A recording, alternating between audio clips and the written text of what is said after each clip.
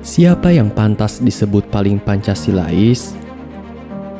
Sebelum adanya Pancasila yang kita kenal hari ini, sebenarnya terdapat perdebatan panjang mengenai dasar negara. Dalam sidang BPUPKI, ada beberapa versi dasar negara. Ada versi Muhammad Yamin, Dr. Supomo, dan Insinyur Soekarno. Bung Karno mengajukan gagasan 5 sila menurut versinya. Bahkan, 5 sila tersebut dapat diperas menjadi 3 sila, hingga dapat diperas lagi menjadi 1 sila atau eka sila, yakni gotong royong. Perdebatan tersebut belum selesai ketika Hari H Indonesia Merdeka. Saat dilanjutkan pembahasannya di Sidang Konstituante 1957, itu juga diintervensi oleh Bung Karno pada tahun 1959. Dari situ, perasaan mengganjal soal dasar negara semakin timbul. Kita juga sedikit tergelitik ketika merenungi bahwa pelopor perlawanan penjajah yang hidup sebelum era Bung Karno itu juga tidak mengenal Pancasila. Sunan Kalijaga, Diponegoro, Haji Ahmad Dahlan, Kiai Haji Hasyim Asy'ari, semua hidup pada era ketika belum ada Pancasila. Namun banyak dari mereka yang disemati gelar pahlawan karena jasanya. Nama-namanya harum menghiasi nama jalan di kota-kota kita. Kita pun dibuat bertanya, adakah korelasi antara keberjasaan dengan mengemban Pancasila? Sebagian warga negara juga kerap diuji ketika mereka merasakan hidup di luar wilayah Indonesia. Di beberapa negara barat, walaupun di sana kering syiar-syiar dan nilai ketuhanan, pemerintahannya berjalan lebih transparan dan bersih. Demokrasi berjalan tanpa ekses-ekses negatif yang cenderung mengarah pada bad governance. Walaupun harus membayar pajak yang sangat besar, namun warganya memiliki perasaan bernegara yang tinggi. Tagihan-tagihan tersebut benar-benar bermetamorfosis menjadi pelayanan yang membuat iri masyarakat di negara berkembang. Negara-negara Nordik, negara yang cenderung memuncaki klasemen dalam kebersihan pemerintahan dan indeks kebahagiaan, memang bukan negara Pancasila, namun di sana dapat ditemukan Pancasila. Yang repot adalah ketika kita mengetahui bahwa setiap rezim bangsa ini semua mengaku Pancasilais, namun sebenarnya jauh panggang dari api. Orde Lama di mana komunisme dapat hidup itu mengaku diri sebagai Pancasilais, pun juga Orde Baru di mana penjajahan ekonomi asing yang jor-joran menggerogoti sumber daya alam kita itu juga mengaku Pancasilais.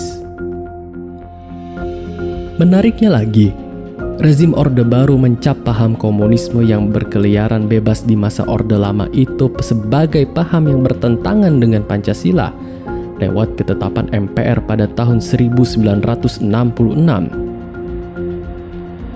Bahkan, Transparency International menempatkan mantan Presiden Soeharto sebagai presiden terkorup di dunia.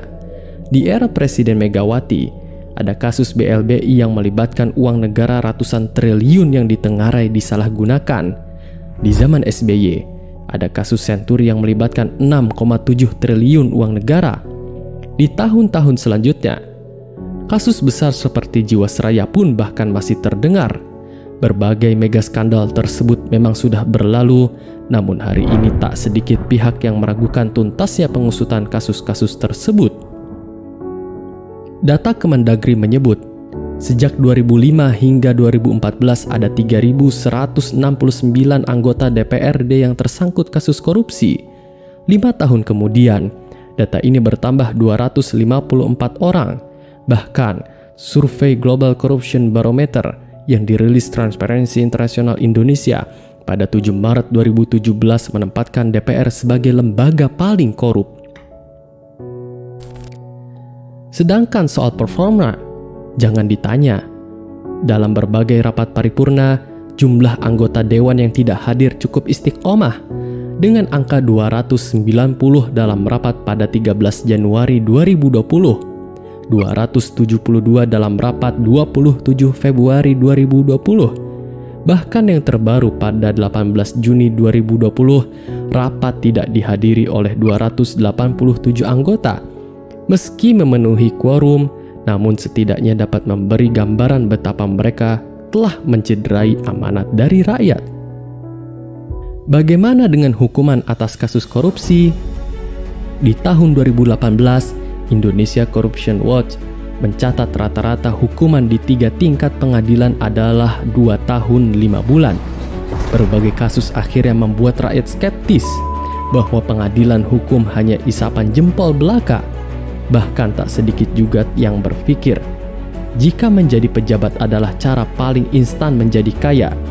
Meski ketahuan korupsi, namun bisa cepat bebas dari penjara. Soal ekonomi, kita punya ekonomi Pancasila yang digagas oleh Profesor Mubyarto. Namun beberapa pakar meragukan dan menganggap itu masih dalam tataran normatif. Ada pula yang menyebut bahwa selama ini Profesor Mubyarto hanya berhasil membuat pagar-pagar saja tanpa bisa merumuskan isi dari pagar tersebut, seperti kritik Arif Budiman. Sementara Faisal Basri menyebut bahwa Pancasila bukanlah ideologi, namun falsafah negara. Ideologi haruslah berbicara soal kepemimpinan. Baginya, sejak merdeka, bangsa ini tidak memilih ideologi. Katakanlah apa yang so-called ekonomi Pancasila itu soal keadilan sosial dan gotong royong. Namun kita semua tahu bahwa apa yang diterapkan di negara ini jauh untuk dikatakan seperti itu. Rakyat banyak seringkali menjadi korban keserakahan segelintir pemilik modal. Ada kasus soal tambang emas, batu bara, perkebunan sawit, produksi air minum dalam kemasan, hingga kejanggalan impor bahan pangan. Keadilan sosial belum terwujud. Tidak berlebihan jika ekonomi kita dikatakan berhaluan neoliberal. Mencari teladan. Hari ini masyarakat terbelah. Ada pihak yang merasa diri Pancasilais dan ada pihak yang tertuduh anti Pancasila. Ada semacam stigma bahwa pengkritik pemerintah baik rezim dan sistemnya pasti orangnya anti Pancasila. Padahal dari pengalaman, justru kelompok penuduhlah yang belum menunjukkan akhlak Pancasila. Dalam kesempatan aksi-aksi mereka misalnya, kebersihan dan ketertiban kelompok tersebut masih kalah jauh dari yang tertuduh. Terhadap pengajian yang bukan dari golongannya, kelompok penuduh tersebut juga kerap bersikap intoleran. Pengisi kajiannya dipersekusi dan pengajiannya dibubarkan. Kejadian terakhir, lantaran tidak terima dengan pemberitaan di suatu koran, kelompok yang biasa mengaku Pancasilais menggeruduk kantornya dan memukul salah satu stafnya. Harusnya kritik dipandang sebagai sesuatu yang positif, suatu usaha introspeksi bersama. Kritik bukan dihadapi dengan pembungkaman dan framing keji, apalagi aksi fisik main hakim sendiri. Walhasil sekarang ini muncul anggapan bahwa jika mau aman, seseorang harus merapat pada penguasa. Menyeberang dari pihak oposisi ke pangkuan penguasa dinilai sebagai opsi yang cukup menggiurkan. Sambil mengaku-ngaku diri sebagai yang paling Pancasila, kemudian dapat menggebuk pihak lain semaunya. Sebagian masyarakat akhirnya terbawa pada anggapan bahwa tuduhan anti Pancasila sebenarnya tidak berarti banyak. Justru kita curiga, jangan-jangan tuduhan tersebut sejatinya hanyalah jargon kosong yang ditujukan untuk mencitraburukan kelompok warga negara tertentu, sambil menutupi ketidakpancasilaan diri sendiri. Seperti kejadian yang sudah-sudah, menurut Din Syamsuddin, Pancasila selama ini masih menjadi sebuah klaim dan cenderung sebagai alat politik kekuasaan untuk memukul lawan. Seperti pengalaman saat Orde Baru, baginya Pancasila mulai kehilangan kesakralan sudah cukup lama. Presiden telah membentuk unit kerja Presiden Pembinaan Ideologi Pancasila yang pada tahun ini berganti menjadi Badan Pembinaan Ideologi Pancasila. Pejabatnya menerima bayaran melebihi gaji kepala negara.